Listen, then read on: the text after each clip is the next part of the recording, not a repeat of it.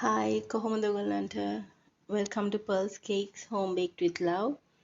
ඔයගොල්ලන් දන්නවා දැන් මම හදන්න යන කේක් එක මොකක්ද කියලා. මේක ඇවිල්ලා මම ළඟදී කරපු numbers කේක් එක. ඇත්තටම පළවෙනි වතාවට තමයි මම numbers කේක් එකක් කළේ. අනිත් එක මේ number 20 එකේ number 2 එකේ හැඩේ ගොඩක් වෙනස්. හරි ලස්සනයි.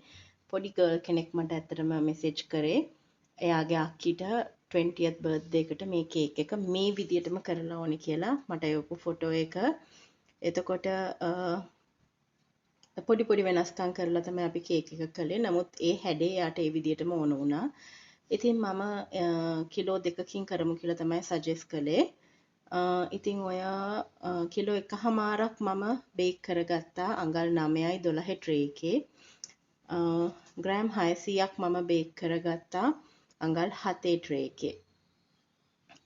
ඊට පස්සේ මම ওই විදියට නම්බර් 2 කපලා ගත්තට පස්සේ ඉතුරු වෙන කොටසින් තමයි මම අර ඔයගොල්ලන්ට පේනවනේ පැත්තකින් කෑලි කෑලි කපලා අරන් තියෙන්නේ. මොකද 12යි 9 ට්‍රේ එකක් කියන්නේ ලොකු ට්‍රේ එකක් ලොකු සයිස් එකක්නේ. ඒකෙන් ඔය දෙකේ උස වෙන්නේ අඟල් 9යි. ඉතින් ඉතිරි ටික මම උස පැත්තට දිග පැත්තට තමයි මම කපාගත්තේ. මොකද නැත්තම් මදි වෙනවා අඟල් 9 වුණාට ඔය රවුන්ඩ් හැඩේ ගන්න මදි වෙනවා. ඊට පස්සේ ඉතිරි කෑලි වලින් තමයි මම දෙකටත් බිඳුවටත් ඕක ලේයර්ස් දෙකකින් එන කේක් එකක් ලේයර්ස් 3ක් කරගත්තේ ওই විදියට ඒ එක්ස්ට්‍රා කෑලි වලින් කපලා අරන්. ඊට පස්සේ මැදට තමයි මම ඔය කෑලි කෑලි වගේ එන කේක් කෑලි ටික දාන්නේ. යටටත් හොඳ ලේකක් තියෙන්න ඕන උඩටත් තියෙන්න ඕනේ. මැදට තමයි අපි මොනවා හරි කෑලි අපි දානවා නම් ක්‍රම්ස් දානවා නම් අපි දාන්න ඕනේ මැදට. මොකද එතකොට ඒක සීල් වෙලා හිටිනවා. එතකොට මේක දැන් සෑන්ඩ්විච් කරලා මේකට ටිකක් අයිසින් වැඩියෙන් යනවා. මං හිතුවට වඩා මට ග්‍රෑම් 300ක් විතර මෙඩෝලි වැඩිපුර ගියා මේකට. මොකද මගේ ෆස්ට් නම්බර් කේක් එක මට ඒක ගැන කිසි එක්ස්පීරියන්ස් එකක් තිබුණ නැහැ. ඉතින් මට ග්‍රෑම් 300ක් විතර වැඩිපුර මෙඩෝලි ගියා මේකට අයිසින් එකට. ඒ කියන්නේ හදාගත්තු අයිසින් එක මට තව අමතරව අයිසින් හදාන්න ඕන අවශ්‍ය වුණා. ඔය හැඩ ඔය විදිහටම ගන්න ඇත්තටම අමාරුයි. නමුත් ඉතින් අර ආසාවෙන් කරනකොට ඒක කරගන්න පුළුවන්. ඉතින් ඊට පස්සේ ඔක මම ක්‍රම් කෝට් කරලා ඔය කේක් බෝඩ් එක අඟල් 14යි 14 කේක් බෝඩ් එකක්. ඔයගොල්ලන්ට මම කියලා තියෙනවා.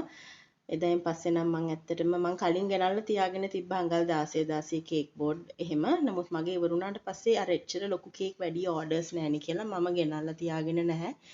ඉතින් හදිස්සියට ගන්න වුණාම ඒච්චර ලොකු බෝඩ් දැන් මම ඉන්නේ කොට්ටාවේ. ඉතින් මට ඇත්තටම කොට්ටාවට තිබ්බ ලොකුම බෝඩ් එක තමයි අඟල් 14යි 14.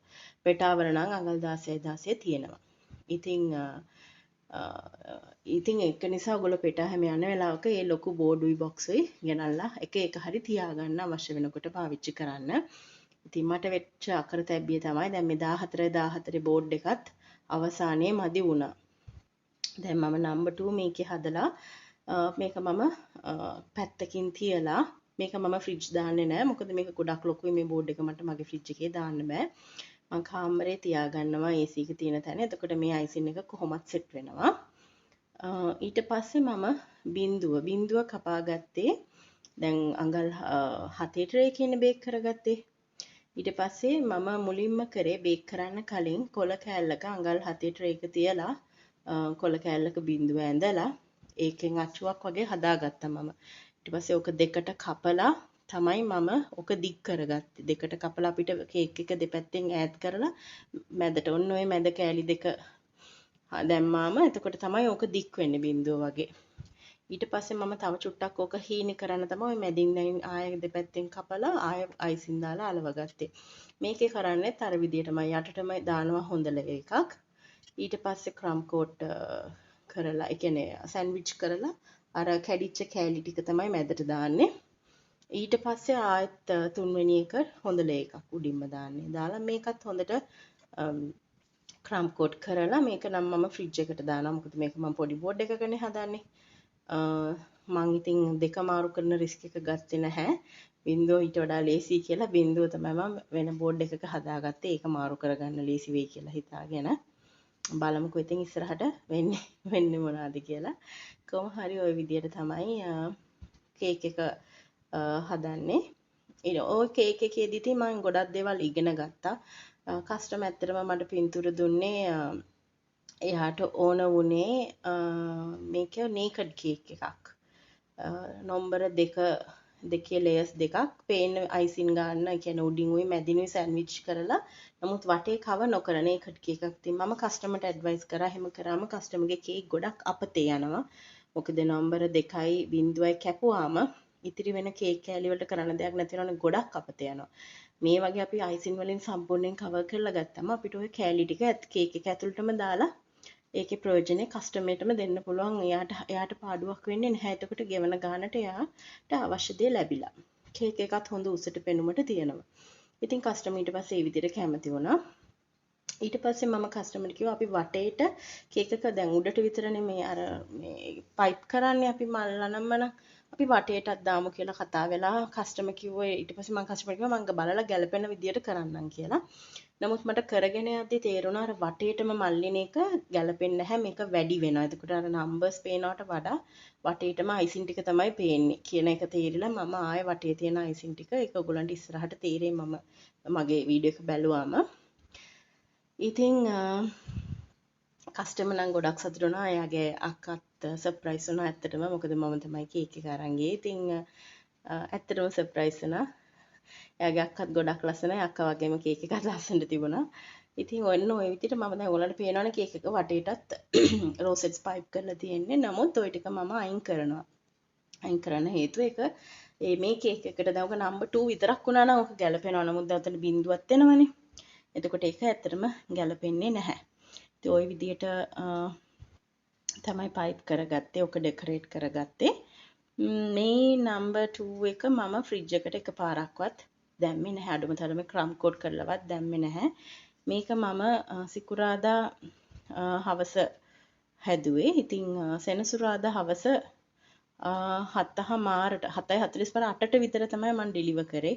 එතකම මගේ ගෙදර තිබුණේ. ඉතින් කිසිම ප්‍රශ්නයක් වුණේ නැහැ. ඇත්තටම කිව්වොත් මගේ ගෙදර එක කාමරයක AC තියෙනවා. එහෙමයි කියලා 24 hours AC දාලා තිබුණේ. හැම වෙලම මට ඕඩර් එක කිසිම ලාභයක් නැති වෙනවා.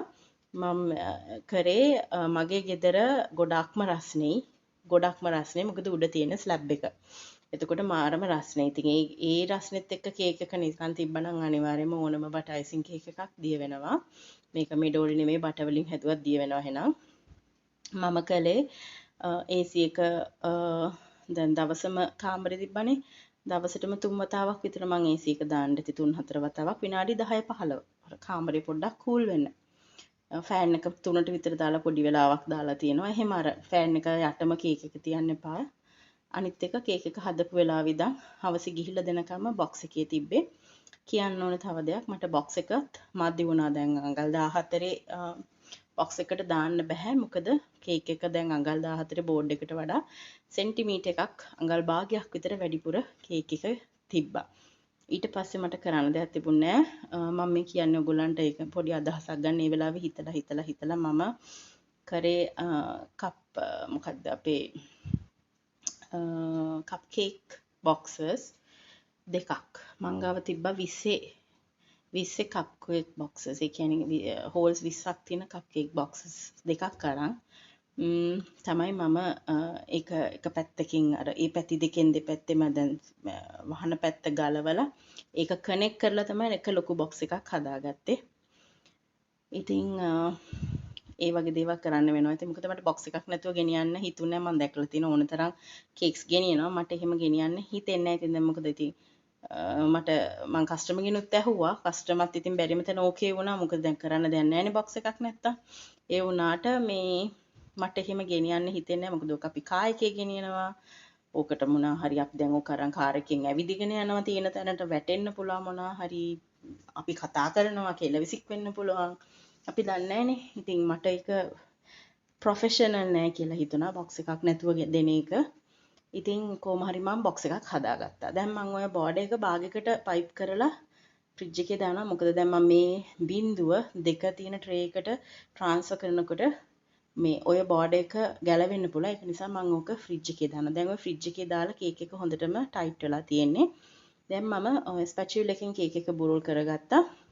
ඔය වගේ දෙකක් යූස් කරලා මම බිඳුව ට්‍රාන්ස්ෆර් කරගත්තා කේක් බෝඩ් එක උඩට. කේක් එක හොඳටම චිල් වෙලා තියෙන්නේ. ඒක නිසා ඇල්ලුවට අයිසින් ගෑවෙන්නේ නැහැ. ඉතින් මම ඒක කූල් එක යන්න කලින් ඉක්මනට ඒක අතින් උත් අල්ලු කරලා අවශ්‍ය දේවල් ටික කරලා ඒක ඉතිරි බෝඩ් එකත් පයිප් කරගත්තා.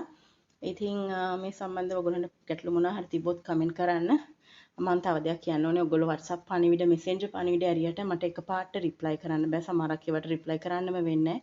ඒක කිසි ලොකුකමක් එහෙම දෙයක් නිසා නෙවෙයි. ඉතින් මම ගොඩක් කාර්යබහුල කෙනෙක්. මට බබාලා දෙන්නෙකුත් ඉන්න ගමන් මම මේ දේ කරන්නේ. ඉතින් ඒක නිසා ඒකට සමාව ඉල්ලනවා. ඉතින් ඔයගොල්ලෝ කමෙන්ට් කරන්න මම පුළුවන් විදියට රිප්ලයි කරන්නම්. මේ තියෙන්නේ ඒ හදපු කේක් එක. ඉතින් හොඳයි නම් ලයික් කරන්න, කමෙන්ට් එකක් දාන්න, ෂෙයා කරන්න අනිත් අයටත් දකින්න. ගිහිල්ලා එන්නම් හැමෝටම ශලෝම්.